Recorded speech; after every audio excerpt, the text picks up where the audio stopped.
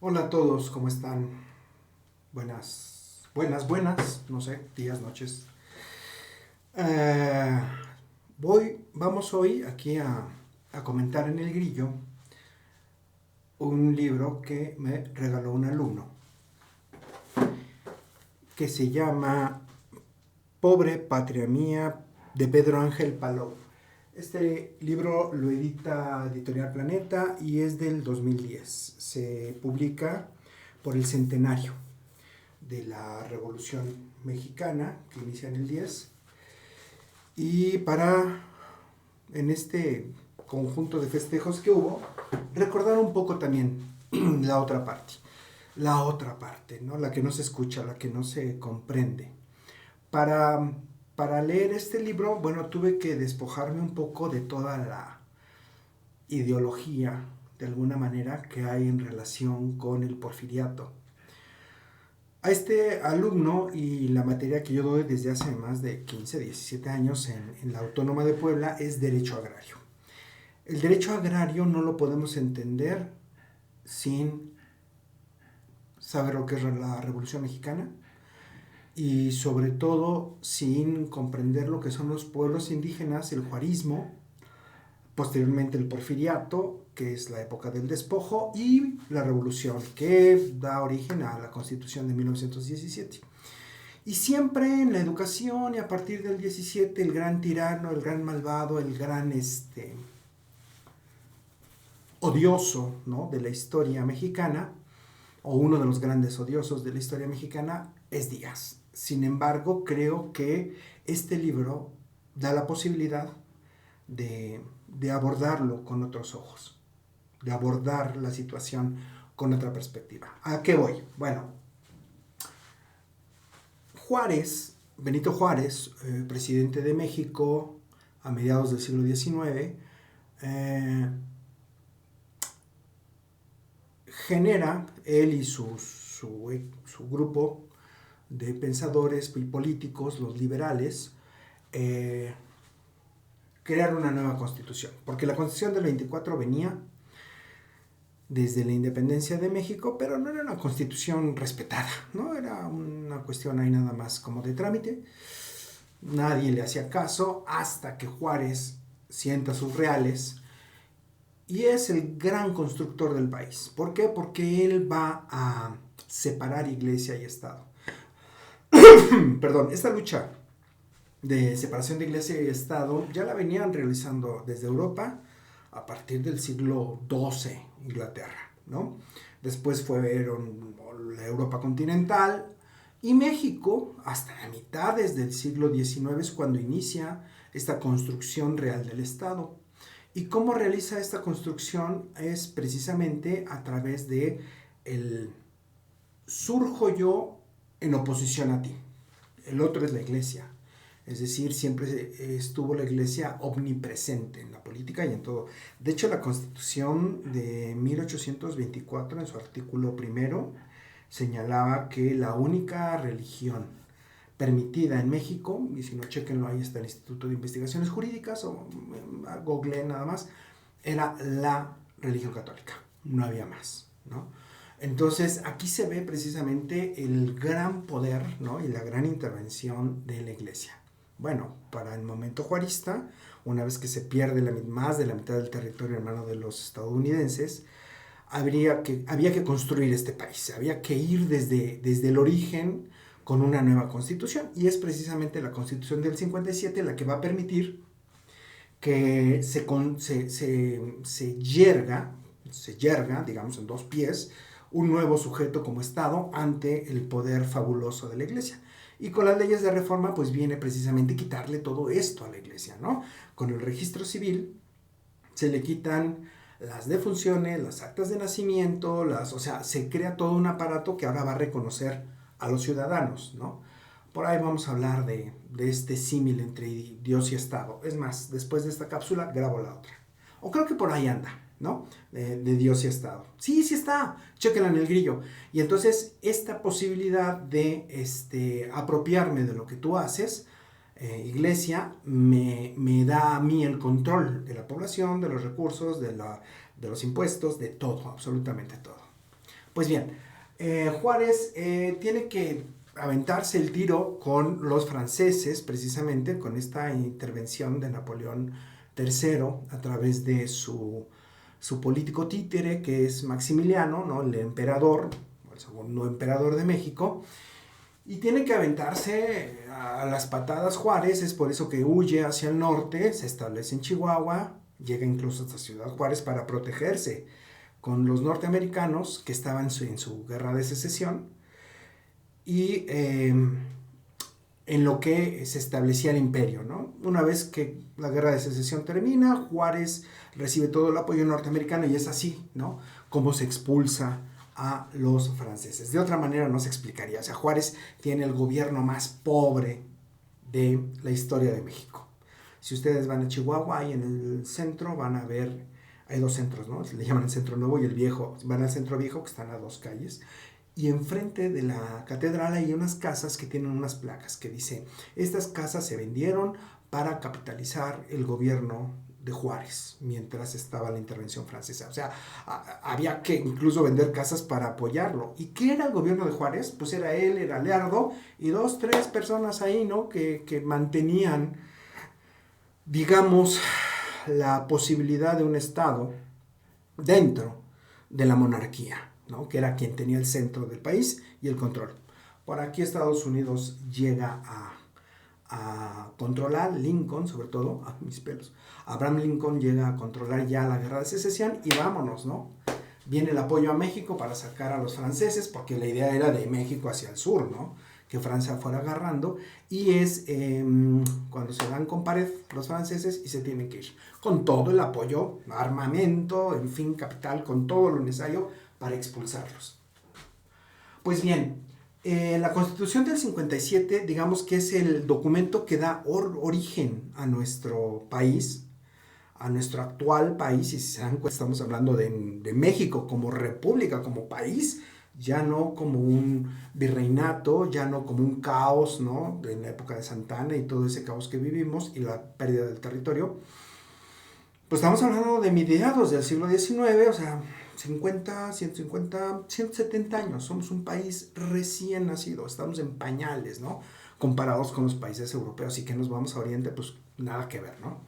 Pues bien, el instrumento que se genera es la Constitución del 57. Ese es el ideal de país. Y por supuesto con todas las ideas liberales del momento. ¿Por qué hablo de ideas liberales? Porque en ese momento era lo que había. Solamente era lo que había. Y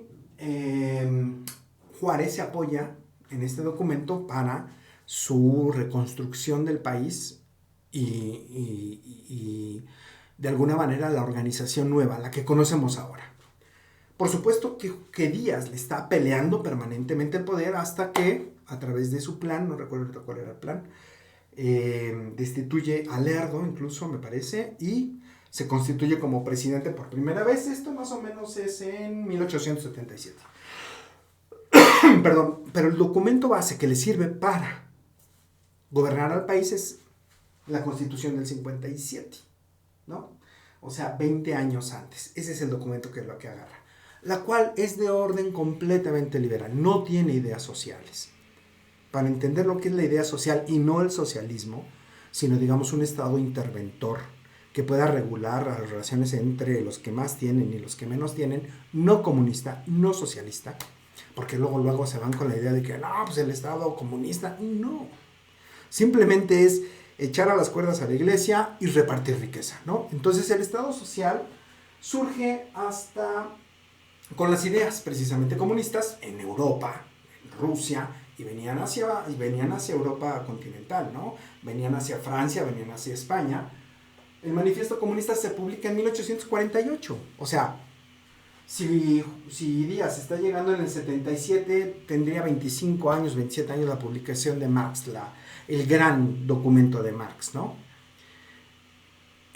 Por lo tanto, aquí en Latinoamérica, pues estas ideas eran así, ¿no? ¿Quién iba a hablar de eso, no? Si tan solo sí, es Rusia hasta 1917, con la revolución bolchevique, que adopta las ideas de Marx. O sea, estamos hablando, ¿qué? 70 años después del manifiesto comunista, ojo. México está ahí en pañales formándose, ¿no? Con ideas muy liberales. Díaz toma todas estas ideas, llega al poder y ¿qué es lo que va a hacer? Industrializar. Él recibe, por ejemplo, el país con 691 kilómetros de vías férreas, ¿no? Lo deja con 24,717. Eso es un dato. Y de ahí, ¿no? Montón de fábricas, montón de inversión extranjera. México en ese momento se vende con Díaz como el gran país para la inversión. Como el gran país que necesita el capital para generar riqueza. Así se vende México en esa época del porfiriato. Y es que había que hacerlo, no había más. Es decir, o permanecemos en la ingobernabilidad o empezamos a darle forma a este país a través del capital y la inversión. Por eso es que cuando Díaz estalla la revolución, para él es inconcebible. O sea, este libro me lleva a la otra visión, ¿no? O sea, Díaz no entiende lo que está pasando, incluso se le hacen ingratos los mexicanos, la nación, ¿no? Son así como constructos, porque él se había dado toda su vida y toda su lucha para que México fuera un país rico, para que México tuviera inversión. Él no entiende qué es lo que pasa. Se va como un anciano decepcionado de su propia obra, porque Díaz, hay que decirlo, Juárez crea el instrumento, Juárez da la corriente ideológica y Porfirio Díaz construye. O sea, él es el que construye. Su gran frase, ¿no? Mátalos en caliente. O sea, resuélvelo rápido y sigamos, ¿no? No hay mucho. México vivió en el caos antes de Porfirio Díaz hasta que llega este gran dictador que no podía ser de otra manera, digamos, si había necesidad de poner orden, y este dictador empieza a organizar a través de la violencia, de la muerte, de la persecución y del dinero, ¿no? O sea, a maiciar. Cuando había críticos decía, ese gallo quiere maíz, o sea, maíz, pues había que maiciarlo, ¿no? Había que darle su lana. Y entonces Díaz se va así como, ¿qué onda? O sea, ¿por qué? No entiendo. Pues claro, Díaz nunca lo va a entender, porque las ideas, digamos, que vienen soportando el Estado social de derecho, que después va a ser Keynes, ¿no? En Estados Unidos, cuando se da cuenta en que la economía no puede subsistir sin un Estado interventor, sin un Estado que mantenga las relaciones entre los que quieren todo y los que no tienen nada. Eso fue en Estados Unidos, estoy hablando por ahí de los 20, me parece, Keynes. Sí. Y 20, 30, cuando el crack, cuando el truene de Estados Unidos. Y en México, el Estado social, la única manera en la que se pudo dar fue con la revolución. Fue esta parte en donde estaba completamente polarizada la economía. Acá hay una gran frase con la que empieza este libro, que dice, y me gustó mucho, bueno, orden y progreso, pues son digamos, el lema del positivismo, que es lo que tiene la bandera de Brasil. No sé, han fijado que la bandera de Brasil tiene esta frase tan positivista en cuanto a que, pues, si metes orden, todo va a irse solito, ¿no? Se progresa. Es muy de estas ideas de este francés, filósofo, ahorita me acuerdo, y si no importa. Pero bueno, México era el paraíso para los grandes inversionistas, para que a través de estas leyes mexicanas, en donde no había leyes laborales, en donde la jornada de trabajo y la relación obrero-patronal era completamente contractual, tú te contratabas conmigo como obrero y yo te pagaba con obrero sin ninguna prestación, sin servicio social, sin absolutamente nada, ¿no? Era como un contrato completamente liberal. Es decir, somos iguales ante la ley, ¿no? Tu obrero y yo, multimillonario, somos iguales ante la ley, entonces yo nada más te contrato. Bueno, ¿qué es lo que pasa? Bueno, pues pasa lo que pasa, que no hay un órgano que regule todo esto, ¿no? Entonces, por supuesto, Díaz se va hacia el lado del capital siempre intentando traer la inversión, que haya dinero, que haya recursos. Recordemos, ¿no?, todo lo que hizo este hombre: electrificar las vías férreas, las grandes empresas textiles que hubo en toda esa parte de Puebla, Atlixco, la explotación minera, precisamente en donde se dan los inicios de la revolución por las condiciones en las que se estaba. Y bueno, después de la revolución ya viene lo que conocemos como el reparto agrario, las leyes laborales, porque hay que recordar esto: quienes hacen la revolución son los campesinos y son los obreros. Son los dos grandes brazos de la Revolución Mexicana. La primera propuesta campesina está en el artículo 27, reparto agrario, que ya no existe. Y por otra parte son las leyes laborales, que es el 123. Estos son los dos contingentes que van a realizar la revolución en México. Y la van a realizar tomando en cuenta, por supuesto, sus propios intereses. Entonces en México, a partir del 17, y no es hasta el 17, es hasta los 30, ¿no?, con Lázaro Cárdenas, empieza el reparto agrario, que son los ejidos de las comunidades. Es decir, desarticular todas estas grandes haciendas enormes que había y que ahora se están volviendo a hacer para hacer el reparto de tierras. Decían los hacendados: si mis peones quieren tierra para sembrar, que siembren en macetas, no en mis tierras. Cuando esas tierras habían sido de los indígenas. Y ustedes dirán: ¿y cómo se les quitaron? ¿Cómo se apropiaron? Bueno, lo que pasa es que en México los españoles dieron títulos virreinales, es decir, mercedes reales, regalos reales a los pueblos indígenas leales a la corona. Entonces regularizaron mucha tierra en México los españoles, pero con regalos. Es decir, esto es dominio real. Si tú me reconoces como tu rey, yo te doy un documento que te reconoce tu tierra. Y así se la pasaron muchos pueblos, 300 años sin ningún problema, ¿no? Viene la independencia. Y yo siempre he dicho que los campesinos, y sobre todo los indígenas, estaban mejor con los españoles que con los criollos, porque cuando llegan los criollos se generan este tipo de leyes, y son ellos, a través de la ley de desamortización que hace es Comonfort, un poblano, ¿no? Esta ley de desamortización, su finalidad era quitarle la tierra a la iglesia. Y en los artículos transitorios, ahí señalaba el denuncio, que es una figura que señalaba que a partir de la publicación de esa ley tenían 3 meses para regularizar sus tierras ante el Estado Nacional en los juzgados civiles. Pero aquellos que no denunciaran su tierra, aquellos que no documentaran su tierra o titularan su tierra, iba en contra de la iglesia, podían denunciar la que estuvieran trabajando. Y entonces todo el mundo empezó a denunciar. Es decir, yo tengo en posesión de esto, y iban a los juzgados civiles y ya se les daba su documento y ya eran los propietarios. Así se le quita la tierra a los pueblos indígenas. Estamos hablando de mediados del siglo XIX.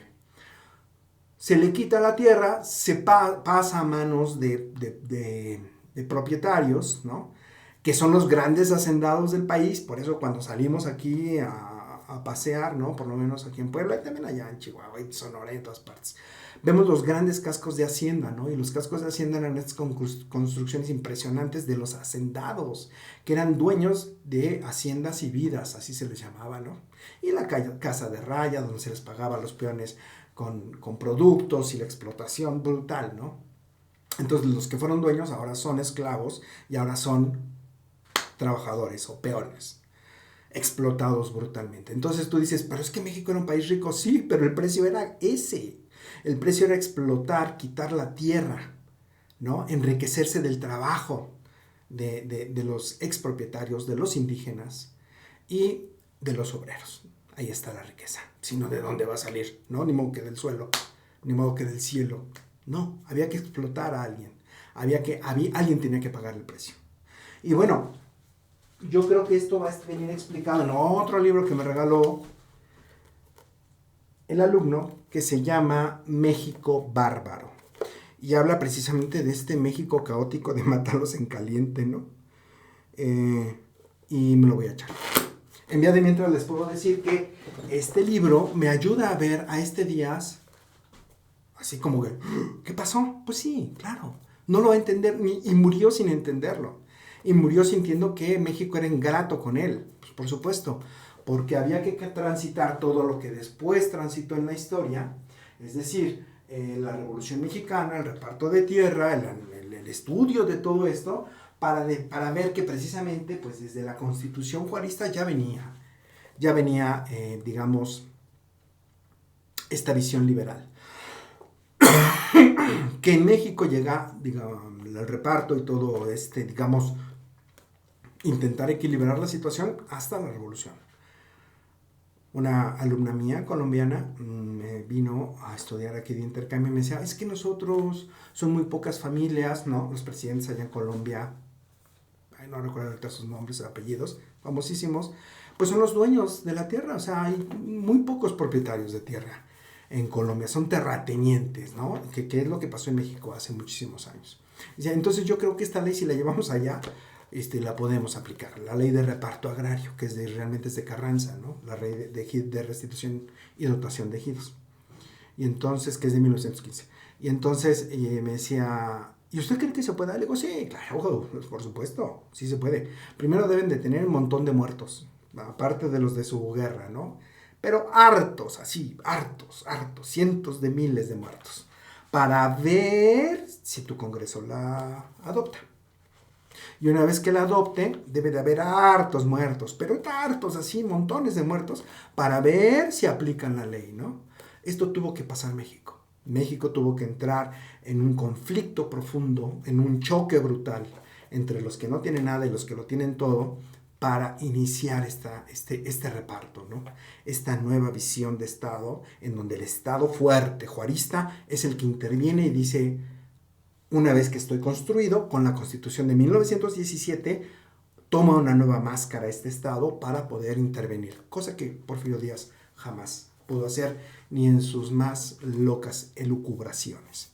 Por lo tanto, yo no hablo de víctima, hablo de un hombre de su momento. Es un hombre histórico, como todos lo somos, un hombre que obedece a su época, un hombre muy coherente con su época, que sí, en su visión del mundo hizo mucho, dio mucho, al cual se le debería estar agradecido históricamente, pero que bueno, finalmente es el que explica toda esta debacle histórica que después llegó hasta nuestros días, ¿no? Por este tránsito de 100 años, de 1910 al 2010, en donde poco a poco este país tan maravilloso que tenemos ha ido retomando nuevos rostros, ¿no? Y está la derecha, y surge por ahí la izquierda, y surgen las propuestas sociales, y de nuevo vuelve a pegar la extrema derecha, y en fin, siempre va a estar esta lucha, ¿no? Ideológica, política, económica. Eso es lo que les puedo compartir este día. Espero que les haya gustado esta cápsula. Y bueno, cuando termine México Bárbaro, les comparto algo. En vía de mientras, Pobre Patria Mía es un buen libro. Y pobre Porfirio Díaz no lo entendió, no entendió su contexto al final. Esa es mi conclusión. Les mando un fuerte abrazo. Soy René Marneau el Grillo. Sigan en redes y estamos en contacto. Saludos.